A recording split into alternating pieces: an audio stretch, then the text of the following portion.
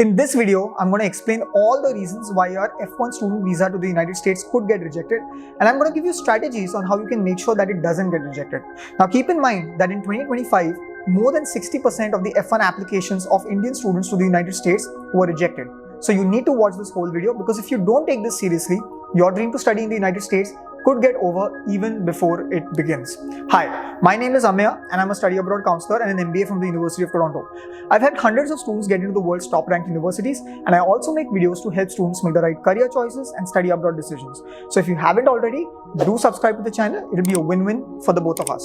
Now before we begin, just some context. My organization has helped more than 1,000 students in the last 10 years with their F1 visa applications, and we've received less than 2% rejections, and even in those cases we were able to help the student reapply and fly abroad for their master's or undergrad program. So everything that I explain in this video is based on first-hand experience and is going to be accurate. Now, the first reason why your US F1 visa could get rejected is because you're not able to prove strong ties to your home country. You need to understand that the F1 visa is a non-immigrant visa. This means that anyone applying for the F1 visa cannot have immigration intentions. The problem is that as per INA 214B, which is an American law, anyone who's applying for an F1 visa is automatically assumed to have immigration intent, and the onus is on the applicant to prove that they don't want to immigrate to the United States. So how are you going to do that? In the visa interview, the visa officer is going to ask you a question. What are your plans after graduation? And you can say that you do plan to work using the OPT in the United States, but you also need to be able to prove that you will eventually come back to your home country. So to do that, you need to cite both professional as well as personal reasons. Now, in terms of professional reasons, one thing you could say if you own, let's say, a family business, and if you're planning to study something in the area of business itself, is you plan to use your learnings to grow the family business back home. Or if you're just studying any other technical program, and if you've gotten into a high-ranking university abroad, you could talk about how the degree and the prestige of that high-ranked university is going to help you secure good jobs back home. But if you're using this reason, you need to back it up with data. Now, to strengthen the answer further, like I said, you can add personal reasons. So let's say that you are the sole child of aging parents. You could say that you want to come back to India eventually to take care of your parents. You can use any sort of answer that you want to, but whatever answer you use should be believable and should be backed by data. Now, the second reason your F1 visa could get rejected is because of your university's reputation. And I'm using my words very carefully here. I'm using the word reputation, not ranking. By reputation, I mean your university's track record of its graduates getting jobs after completion of their degree. There could be universities that are mid-ranked or low-ranked, such as RIT, NEU, Stevens, UIC, which are not very high in prestige or in rankings, but their grads nonetheless get jobs. And there could be universities where the ranking is high, but the jobs are not there. If your university is one where graduates tend to not get jobs, then there is a chance that your visa could get rejected. Why is that? Because if your university doesn't have a good track record when it comes to placements, then the visa officer is going to assume that you too are not going to get a job, and that is going to incentivize you to use legal loopholes in the immigration system to stay back in the US, which is obviously not something that the visa officer or the US government wants. So how do you counter this? Well, first of all, if you have not already accepted the university's admission officer from the multiple admits that you have, choose the university with the best placement outcomes. And if you have already chosen a university, and if unfortunately that university does not have good graduate outcomes, then you need to identify a specific reason as to why you chose that university. So you could talk about a specific research profile at the university, specific courses, the teaching pedagogy or the curriculum, or some specific skill that you can get only from that university's admit and not from the other universities, which is why you chose that university. If you can make that case, you can still get your visa issued even if your university's job graduate outcomes are not that great. Now, if you are worried about your university's risk level or reputation, I would urge you to comment your program and your university in the comments below, and my team will get back to you with a risk level rating for your university and program. The third reason why your F1 visa could get rejected is because of a lack of an academic fit between you and the program that you're applying to.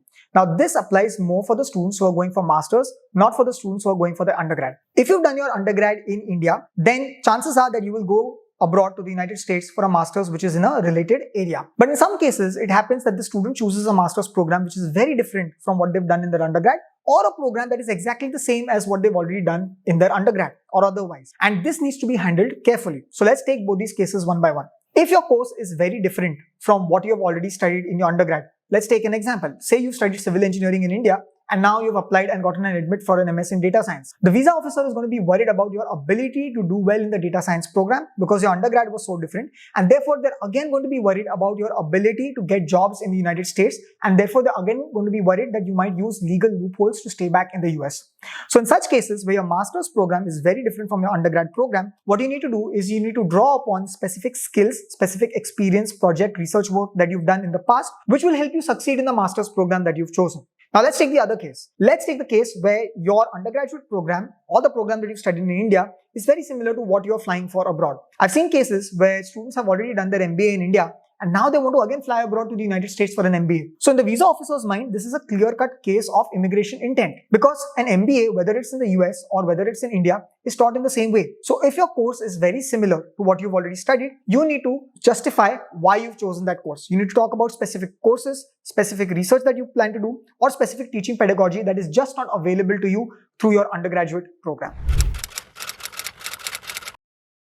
The fourth reason why your F1 visa could get rejected is because of issues due to your funding. Now, when it comes to funding, there are three things that the visa officer wants to check. Do you have enough funds? What is the source of that funding? And what is your relationship to your sponsor? So let's take a look at each of these three aspects one by one. Now, when it comes to the amount of funding that you need to show, every student who flies to the United States is given an I-20 by their university. And this I-20 lists the exact cost of education for the first academic year. And when I say cost of education, it includes both tuition fees as well as living expenses. So you need to be able to show liquid funds for the entire first academic year as it is shown on your I-20. Now, what do I mean by liquid funds? Any funds that you can access immediately are liquid funds. So these could include things such as funds in your own bank account, funds in your sponsor's bank account, a disbursed loan, or a loan which is sanctioned from the bank but with a letter from the bank stating that they can disburse the loan at a moment's notice. Now, what does not count as liquid funds? Any assets such as gold, land or property, these cannot be shown as liquid funds because you cannot liquidate them and use the finances from those to fund your education on a moment's notice. Now, how much liquid funds you need to show? The minimum is the amount that is listed on your I-20. But to be safe, I would advise that you show around 1.2x to 1.5x of the amount which is shown on your I-20 as liquid funds. Now, what if your program is 2 years in duration? How do you show the funding for the second year? Well, for the second year, you can show your assets because you could liquidate those in time and use those funds to finance your education. You can also show your sponsor's income from the next year, that is the future sponsor's income, to support your education in the second year in the United States. And speaking of your sponsor, a few important tips. Choose a sponsor that is closely related to you. So you could show your parents, you could show your grandparents, you could show your siblings, or maybe even an immediate uncle or an aunt. But don't show someone from your extended family because then there will be questions around why that person is funding you. The second tip with regards to sponsors is choose one or maximum 2 sponsors. If you choose too many sponsors, then that could raise questions about your sponsor's financial credibility. And the third thing with respect to your sponsors is that they need to give you an affidavit of support. So if you're taking funds from, let's say, your parents, then they need to provide an affidavit stating their relationship to you, the amount of funding that they're supporting you for, and the purpose of that funding with a signature. The final thing with respect to funding that you must understand is the source of funds. If you're taking a loan, that's fine, but don't take a loan which is more than 60 to 70% of the total funding requirement for the 2 years or the whole program if it's lesser than 2 years. Because if your entire education is going to be financed through loans, the visa officer might be worried about your sponsor's ability to pay the EMIs on that loan amount. The second thing with respect to the source of funding is if your sponsor is funding part or the entirety of your education, then be careful about sudden or large credits to their bank account. Sometimes it could happen that your parents to fund you might break a fixed deposit or a mutual fund, and this will result in a very large credit transaction into their bank account. And if you're unable to explain this to the visa officer on the day of your visa interview, they might be worried about the source of this financing and therefore might reject your visa. So be careful about all these points. The fifth reason why your F1 visa could get rejected is due to issues with respect to your document completion or integrity. So what do I mean by this? There are 2 cases over here. The first case is where you miss taking some supporting documents to your visa interview. You should be able to see a list of all documents that you need to take to your visa interview right now on the screen. If you want to take a screenshot, please pause the video and do so, because if you miss out on any one of these documents, chances are that your visa could get rejected. Now, there's a very quick fix for this. You just need to make sure that you've carried all these documents before you leave for your visa interview. The second issue, like I said, is if there is a mismatch between what you've mentioned on your DS-160 form and what you say in your visa interview. So for example, if in your DS-160 form you have stated that your dad is going to fund you, but then when the visa officer asks you, you say that your uncle is going to fund you, that could raise some serious questions and that could lead to a rejection of your visa. So be careful, review every answer from the DS-160 form and then go prepared for your visa interview. The sixth reason why your F1 visa could get rejected is because of your interview behavior and your communication during the interview. You need to make sure that your answers aren't too short or monosyllabic or too long and unstructured. And this is a problem with the majority of Indian applicants. If you give answers that are monosyllabic, it is going to look suspicious. It's going to feel like you're trying to hide some information and your visa could get rejected. On the other hand, if your answers are too long, the visa interview officer might cut you off even before you can make your case or you can make your point. So what is the ideal length of an answer in the visa interview? Well, basically what you need to do is you need to directly give the answer in the first sentence itself, and then you need to elaborate by giving specific information, related information in the next 1 or 2 sentences. So 2 to 3 sentences is the ideal length of any visa interview answer. So how do you reach this level of coherence? Well, it's basically through practice. You need to make a list of all possible questions that you could be asked during the visa interview, and then you need to practice those 4 or 5 times. Now, there are a few tips when it comes to practice. The first tip is that you need to practice in a public setting and you need to practice with someone else. The visa office is going to be chaotic and there's going to be a lot of noise and a lot of people around you. So what you need to do is you need to simulate that environment. Take a friend, colleague, or a family member to a nearby park or a cafe and practice aloud with them, because that way your brain will get used to performing in this sort of a setting. The second tip when it comes to practice is to internalize your answers and not memorize your answers. So what is the difference between the two? When you memorize an answer, what it basically means is you try to use the same words every time you practice that same answer. So what happens is by the 4th or the 5th time you're practicing that answer, you are using the same words and your brain is actually not thinking. But when you're internalizing answers, what you're doing is every time you're making a conscious effort to use different words to explain yourself. And so this basically forces your brain to think about the content more deeply.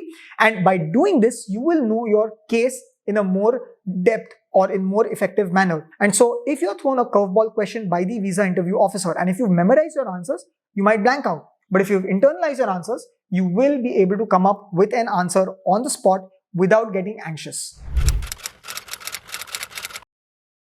The 7th reason why your F1 visa could get rejected is due to digital red flags. Since 2025, the US government has started scrutinizing social media accounts of applicants more in depth, and students initially responded by making their social media handles private. And what happened was obviously their visas got rejected, because if you make your handles private, it feels like you have something to hide from the US embassy, so don't do that. The second thing is, if you keep your profile public, be sure to use your main profile and not a burner account, because if you use a burner account, there's not going to be any content on it, and again that's going to look very suspicious. So with that out of the way, what is the kind of content that you should avoid posting to maximize your chances of getting a visa? So there are 4 actually content buckets which can lead to a visa rejection, and let's go through those one by one. The first category of content which can lead to a visa rejection is if you write anything against the United States or against the current US government. Don't do that. That will lead to a swift rejection. The second kind of content which can lead to a rejection are those where your declared finances are very different from the kind of lifestyle that you portray on social media. So let's say for example, you say that you have 10 lakhs in terms of sponsor funding, but then you're seen with your sponsor roaming around in fancy cars or wearing expensive clothes. Then in that case, that's going to raise some concerns about the legitimacy of your funding and your visa could get rejected. The third bucket of content which could lead to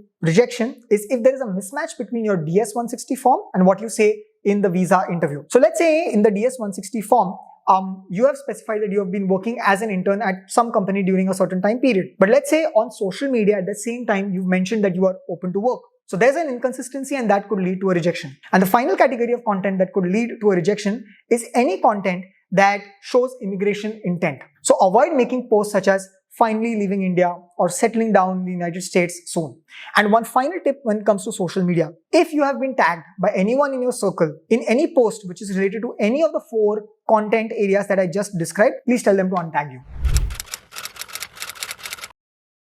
The final reason why your F1 visa could get rejected is if you were rejected before.